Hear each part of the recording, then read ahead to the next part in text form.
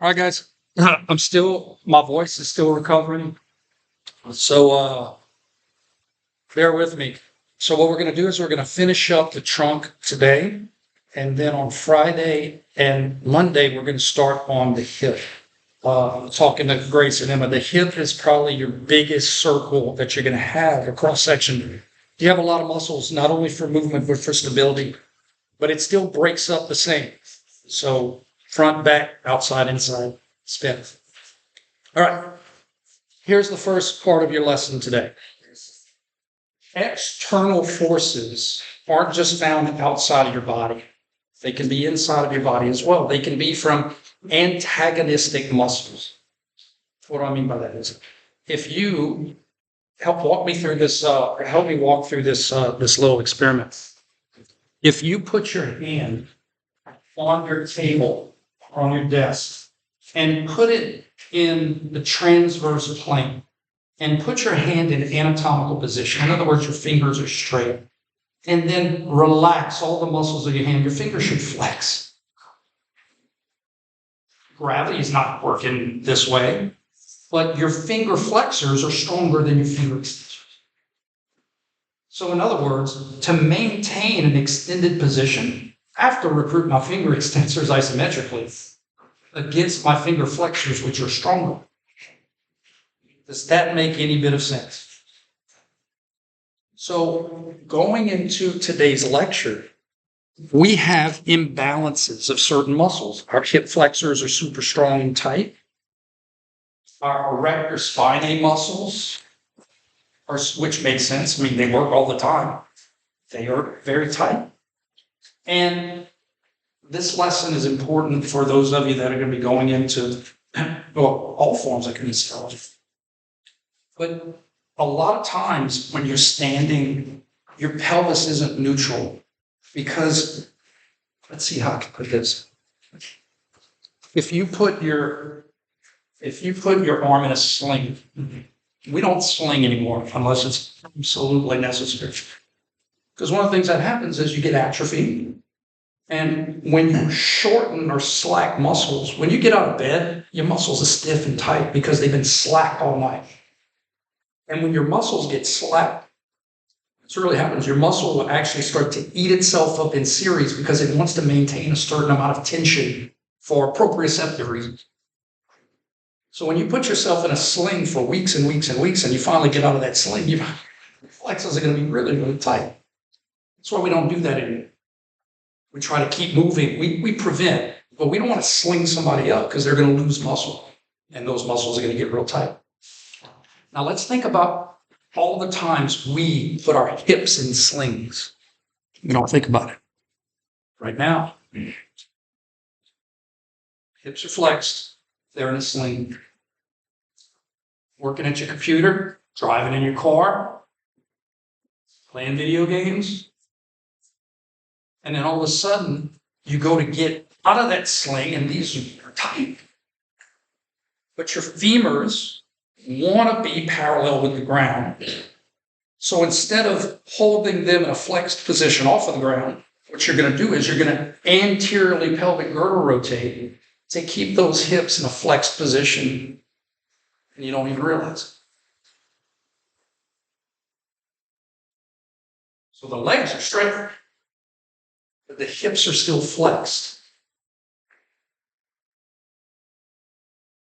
Now, you don't necessarily have gravity trying to do it. You have tight muscles that are maintaining this new position. Does that make sense? So far, so bad. So what we're going to talk about today is if we were trying, hear the word sway back, you've heard that before, but it's common to have anterior tilt of your pelvis. So one of the things that we keep it simple. If these are tight and these are tight, it makes sense. We want to make sure we stretch the tight things. And if these are weak and these are weak, then we want to strengthen the weaker things. And when we use this, strengthen strengthen this, stretch this, stretch this.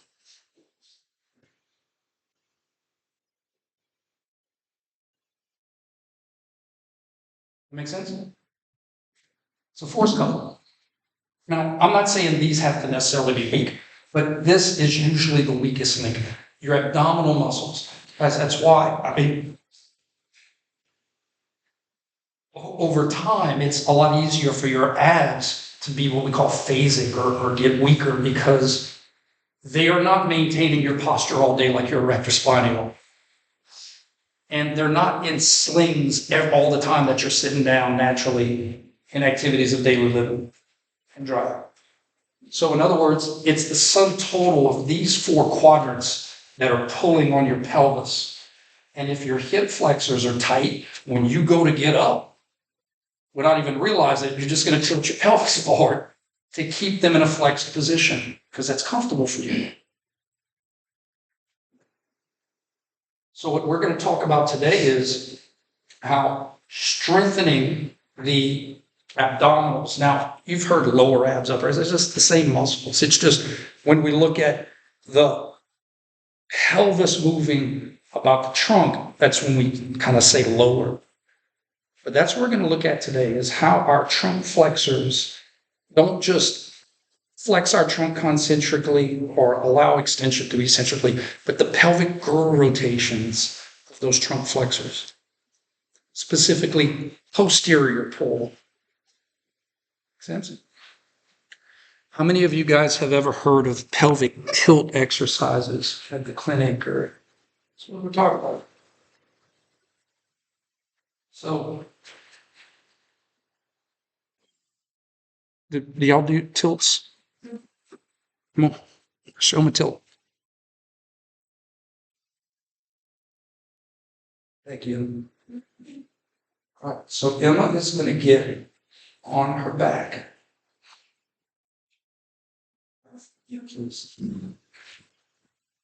And if you just relax, don't even think about it. There should be space here. Because her pelvis, you relaxed? Okay. The pelvis, maybe not you, because you look pretty neutral. Yeah. You look pretty neutral. But someone's pelvis typically anteriorly tilts.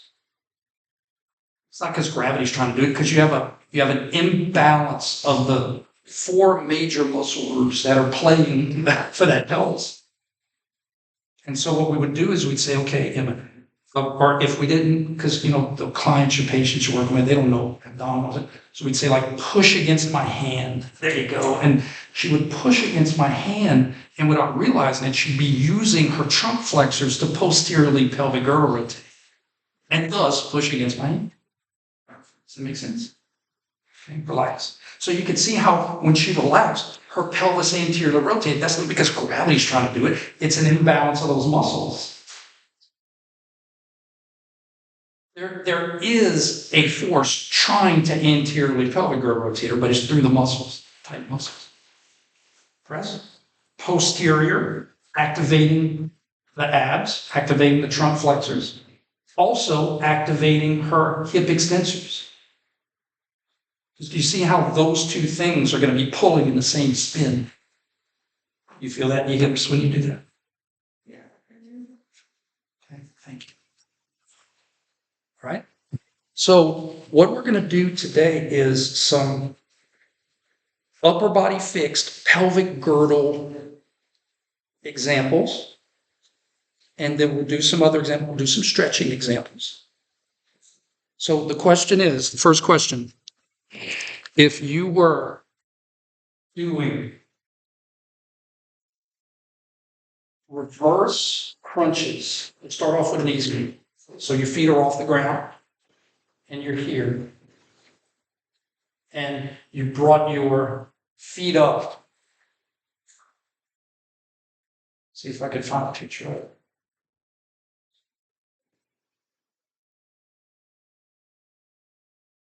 Nothing's trying to make your pelvis posteriorly rotate, right? You have to make it.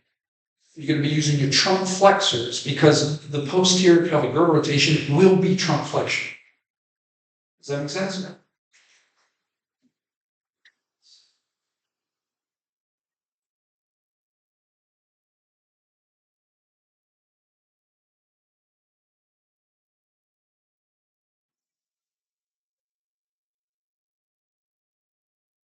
So your trunk flexors are going to make the posterior pelvic girdle rotation happen because posterior pelvic girdle rotation, because of the trunk, is trunk flexion.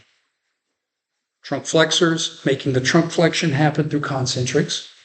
Who are those muscles? Right and left rectus, right and left external, right and left internal. And then the same muscles are going to lower you down eccentrically, allowing the extension as you anteriorly rotate. Remember, we're talking about reverse crunches first.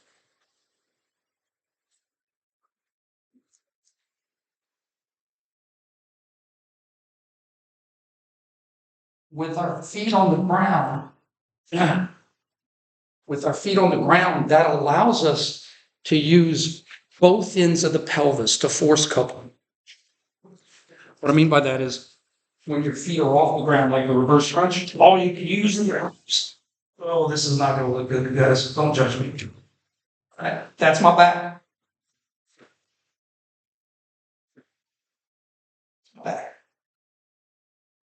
Suction cup on my back. Right. Just had to get that out there. Come on, Brian. One more. You got one more year before you can retire. So my hips aren't anchored to be able to use my hip muscles. They're off the ground. So in other words, if I use hip muscles, my hips are just going to fall. So it has to be my trunk flexors. That's my back.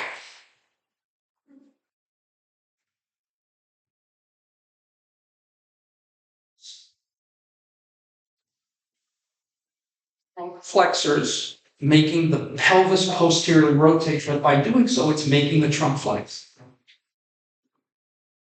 Same muscles that made the trunk flex are going to let the trunk extend or allow the anterior pelvic rotation to eccentric. We know what those muscles are. Now, when we incorporate the hips, anchor this down, now we're doing something called a force cup. I'm pulling the front of my pelvis here, and I'm pulling the back, my ischial tuberosities here. So I'm causing trunk flexion and hip extension at the same time.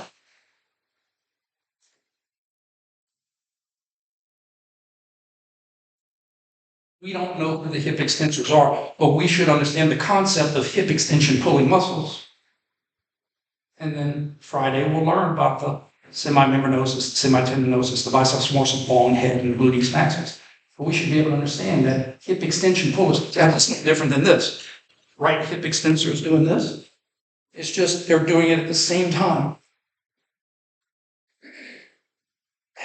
to help. And the biggest reason why we have anterior tilts is because we spend a lot of life in this.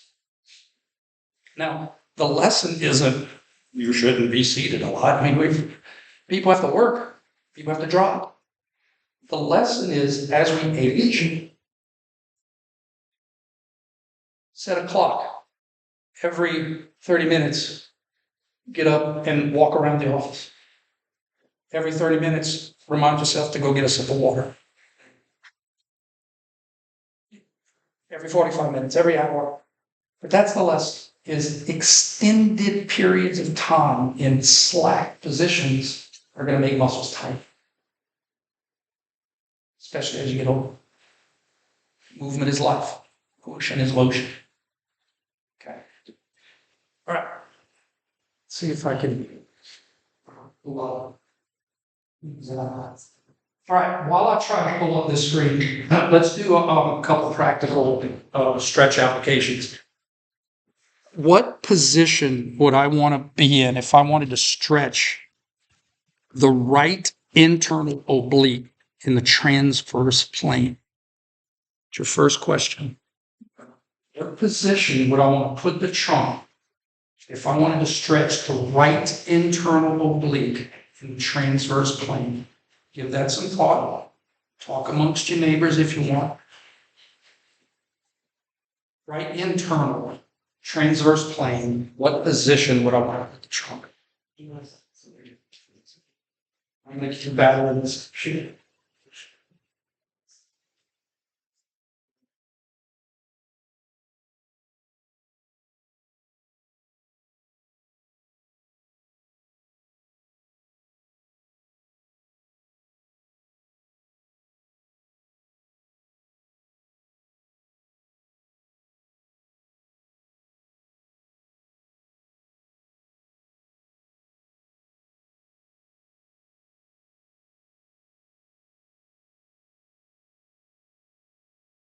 I guess how I would do it is I would say, all right, how does the right internal oblique pull in the transverse plane?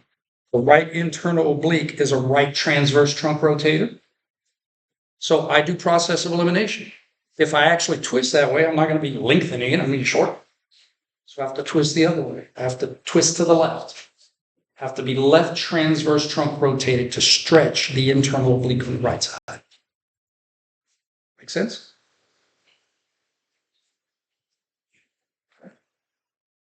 How would I stretch the left external oblique in the frontal plane? How would I want to bend if I want to stretch the left external? Don't answer it right away, give it some thought, so that way everybody can have a chance. While I battle this computer. Good Lord.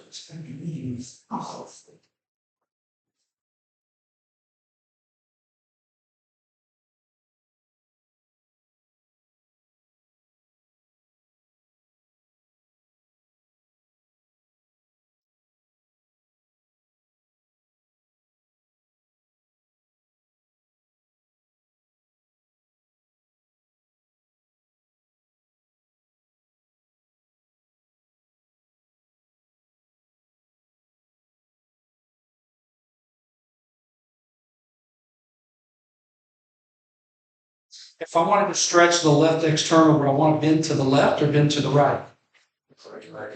Understand? And you see how when we use our logic, like we don't have to guess. It makes sense that if something's pulling me to the left, I'm going to stretch it by bending to the right. Okay? All right. Here's our first agonist application question. Here are your answer choices. I'm just going to say them. Right external, concentric. Right external, eccentric. Left external, concentric. Left external, eccentric. Not rocket science. Y'all have had me long enough. Here is a dumbbell. I'll just pretend it's something reasonable. 100 pounds. Start. You observe this motion. Finish. Start. Finish. I gave you the answer choices. Right external concentric, right external eccentric, left external concentric, left external eccentric.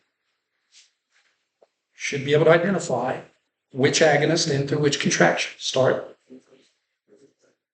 Finish.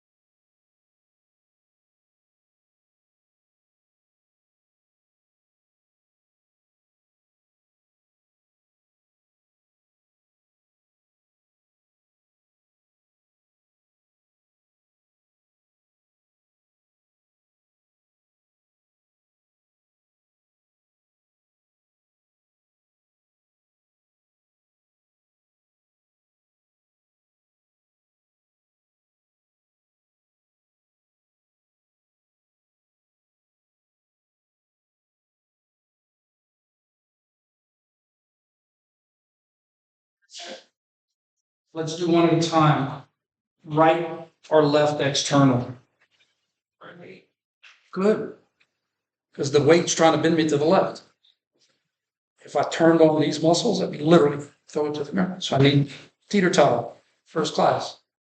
Need the ones on the right. What motion did you observe? Left lateral. So right laterals do left lateral eccentrically. So right external through eccentrics. Good. Let me figure it out. I'll have to guess. Concentric would be coming back up because a right lateral is going to cause right lateral for concentric.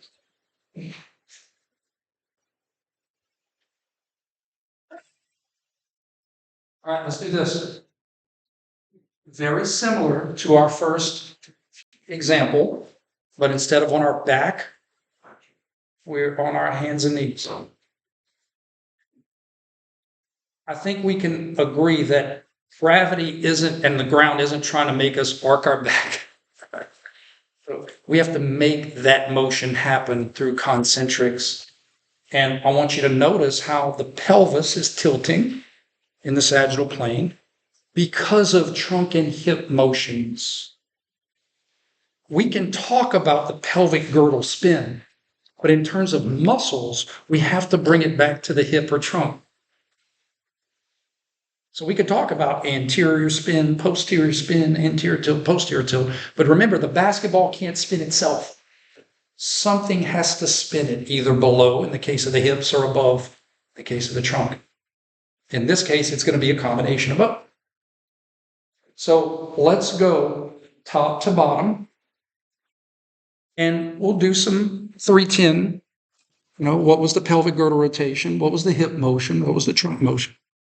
And then let's identify the trunk muscles, which we should be able to identify specifically, but let's also practice the hip.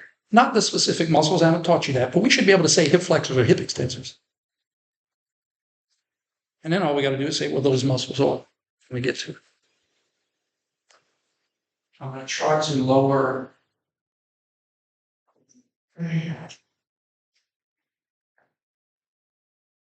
What do we call that? Cat cows or something? Yeah. Cat cows. Good job.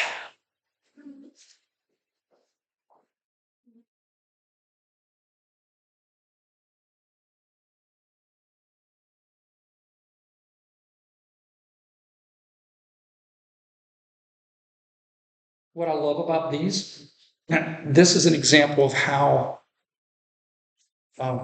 get to it after. Hold that. I'm trying to get as much play by you. Sure. Analytical. Yeah, I'm not telling you what to think. I'm just trying to teach you how to think.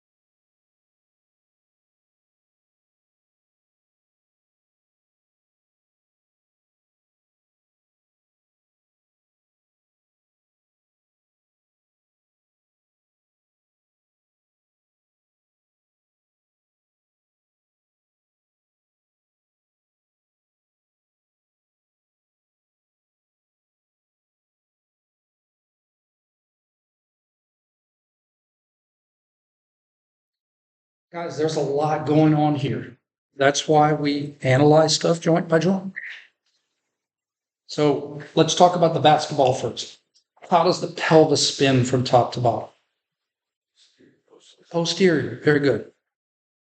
Now, when the pelvis posteriorly rotates, that's going to cause the trunk to do what?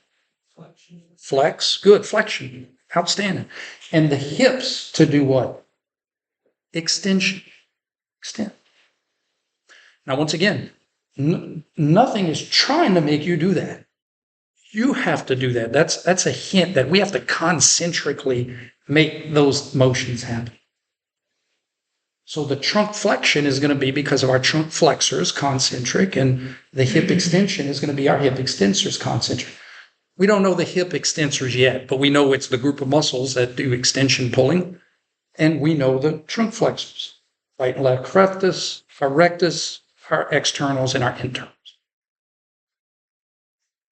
Now, again, this is no disrespect to our transverse abdominis. It's just the transverse abdominis isn't trying to make motion. It's like a sphincter muscle that helps us compress to create a rigid link. Interthecal pressure. So I'm not saying your transverse wouldn't be activated, but it's not influencing motion.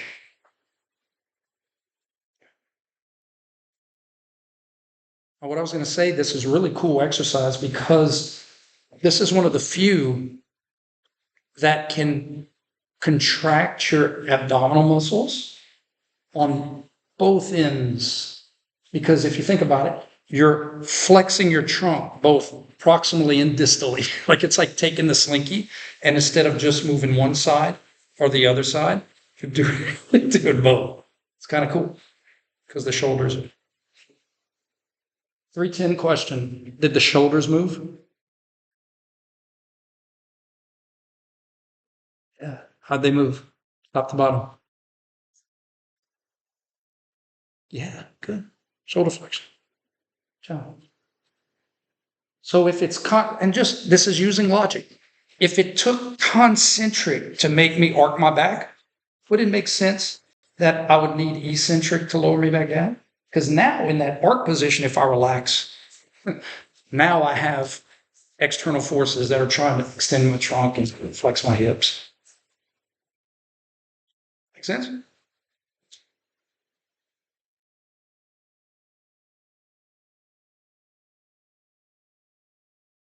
More practice.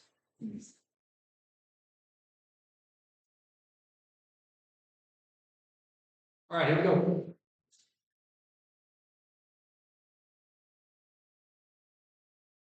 I want you to think of this question. Obviously, he's using all of his trunk flexors sagittally, but he's twisted. So therefore, there's going to be a certain set of trunk flexors that would be working more because now they're working in two planes. They're working sagittally and transversely. Does that make sense? I would love for you to identify those two main trunk flexors that are working both sagittally and transversely as it's holding that position. His left shoulder is closer to his right hip.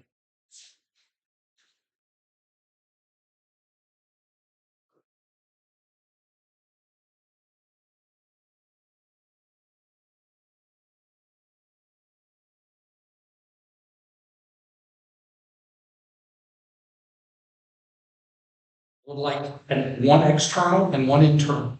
You can tell me which.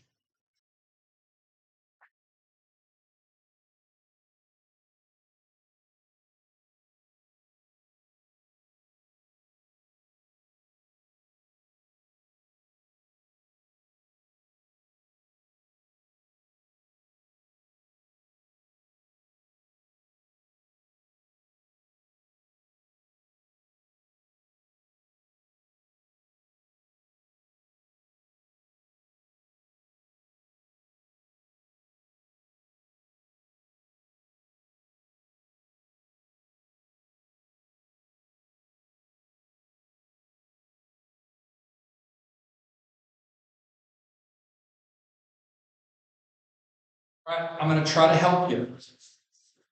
If he relaxes all of his muscles, gravity would not only extend him, but wouldn't gravity twist him back? And that twist that gravity would do would be left transverse. So if gravity would be trying to twist him back to the left, that tells me he needs muscles that are pulling to the right. Those muscles are left external, right internal. So I'm not, and this is very clear, I'm trying to make it very clear. I'm not disrespecting the role of all the other abdominals. I'm just saying for him to go forward and twist to the right, he would be using left external and right internal more. That's all I'm saying. You call it isolate, you call it target.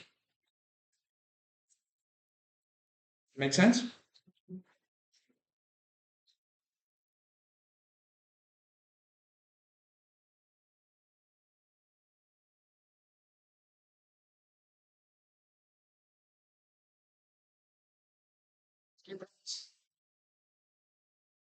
Why is this silly? Not you, I don't know you person. Stretching down. No, that's actually not it. Exhale. What I meant is people that have two dumbbells at the same time. Why would that kind of be silly? That on this side. Because the two dumbbells would be canceling each other out. You need to drop one so that way you have something trying to tip the teeter totter so that your muscles have to play on the other side. Does that make sense?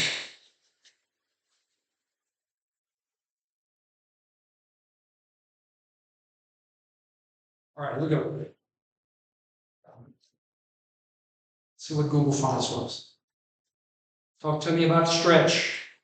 What is she stretching right here?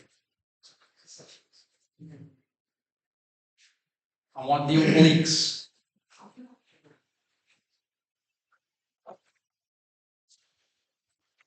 And guys, I know you've heard me say this, but I want to repeat.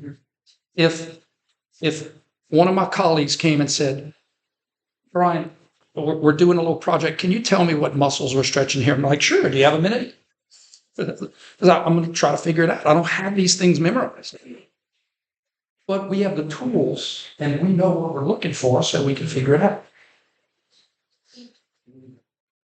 It's no different than when you go to the doctor's office and so which one we got to manage. They got to do history. They got to talk to you. They got to ask you some questions. Why is it any different from us?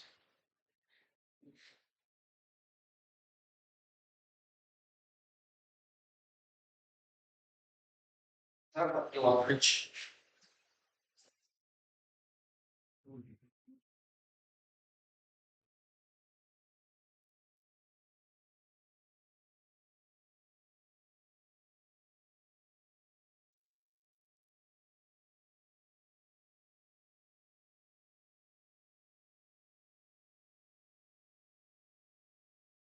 Guys, you have access to years of old lectures. If you wanted to, you could start up on hip. You want a head start. If you want to kind of stay ahead of the game, you can start watching the hip stuff.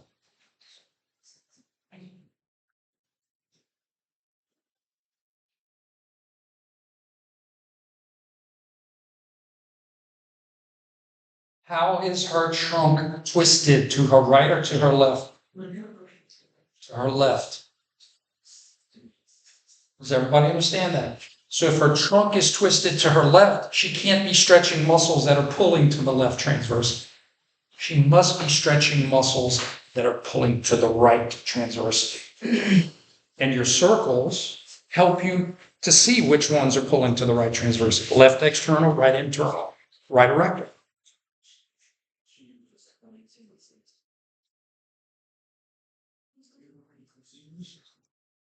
Cool?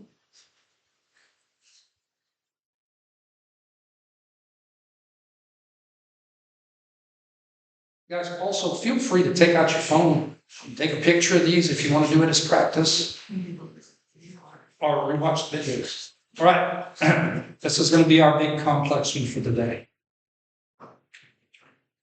Even though we've had these before, I want to do a full range of motion.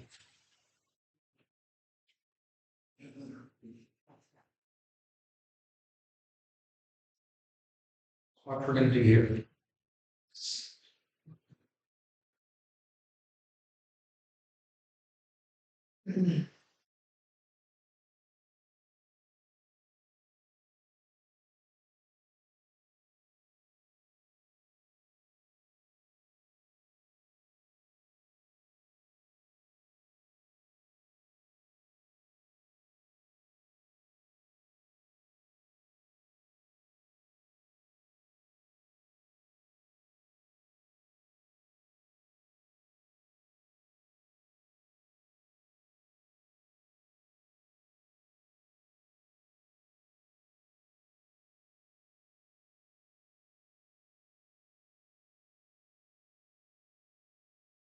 Guys, here we go. We are going to go. Here are the questions. We're going to start at A. I would establish which specific muscles are working at A. Think of it as isometric. Stop the elevator. Then we're going to go from A to B. Now we can add contraction. We had contraction when we were fixed at A, but that was isometric. That was the easy one. A to B, and then B to C. Eventually we'll bring it back from C to B, B. We're going to do a whole range of motion. And we're going to communicate it beyond the word code. A to B, who did it and how? B to C, who did it and how? C to B, who did it and how? And then B to A, who did it and how? I give you plenty of time.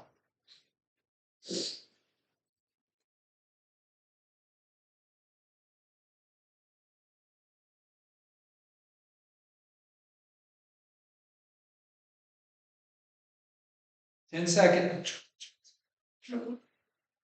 Just kidding.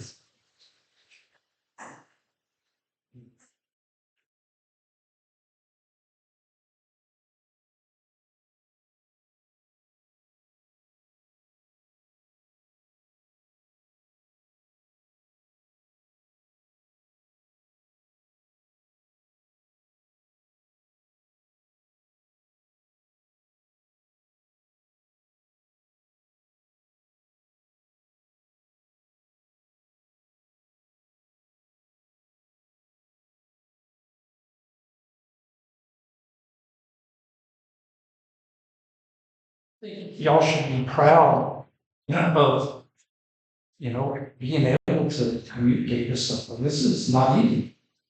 I've had several colleagues of mine in grad school, they struggle with this because they're, but it's not that they had to, they just never had it taught how to figure it out.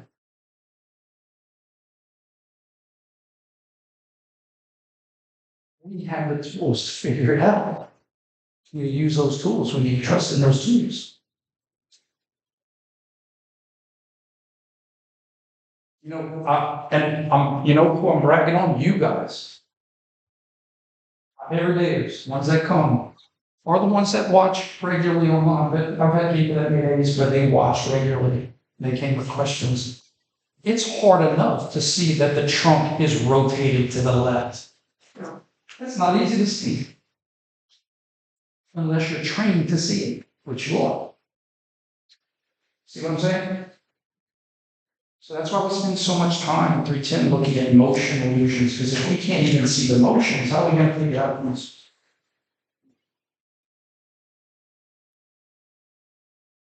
All right, this is what I'd like to do. Please humor me. Share your answers with some. And if not them, maybe Grace and Emma, y'all don't mind floating around. Maybe they can this is what I was thinking.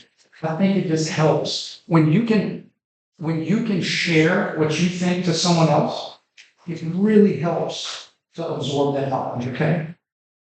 So if you don't want to share it with someone next to you, Emma and Grace, let's float around and you can share it with them. And they can see if you're on the right track. Before we go.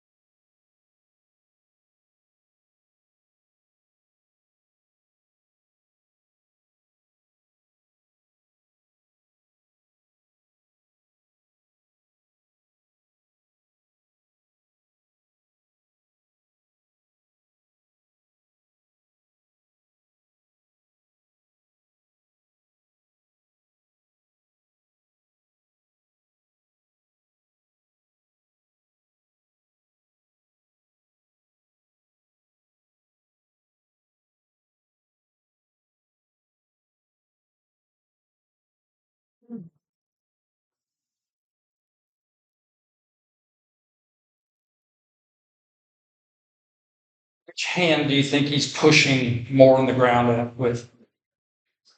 This one or this one? If this was a motorcycle and it was tilted this way, wouldn't we want the kickstand to be on this side?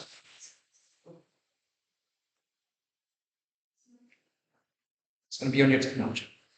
All right. I'm not going to answer it. I'm going to still but I'm going to show you a shortcut.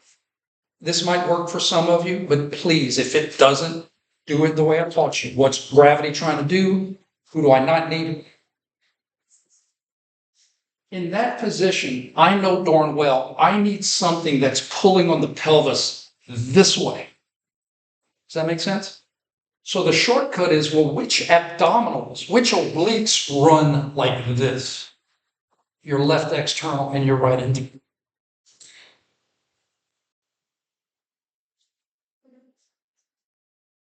Those muscles are right transverse trunk. Now, the long way, gravity is trying to cause what motion at the trunk? Left transverse trunk. Does that make sense? Well, if gravity is trying to twist my trunk to the left, I don't need left transverse trunk rotators, I need right transverse.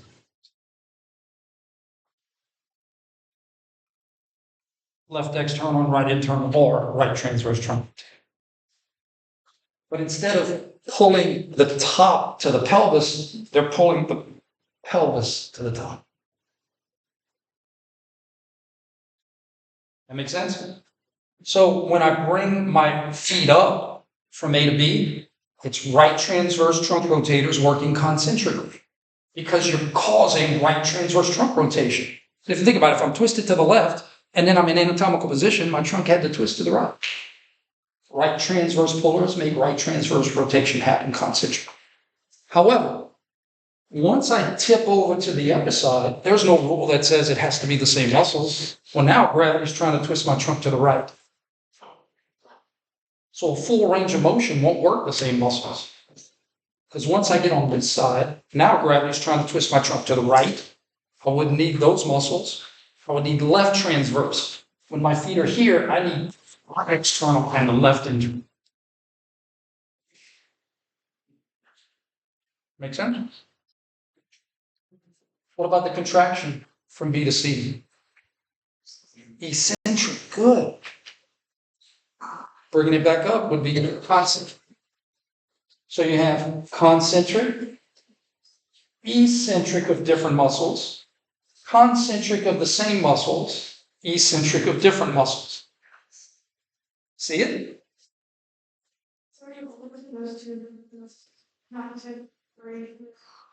Ah, what a great question. You would be using all three? Absolutely, you'd be using all three. I think it's just the harder of the parts is seeing which obliques are working. So that's why I typically just go to the obliques. But 100%, if you're doing right external and left internal, it's left erector with.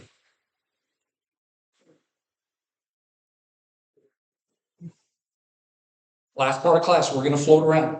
And if you have any questions, clarifications, let's do it. Because this is the last day I'm spending on the trunk, and we're going to move on to the hip on Friday. Question, clarifications. Grace, then we'll walk around.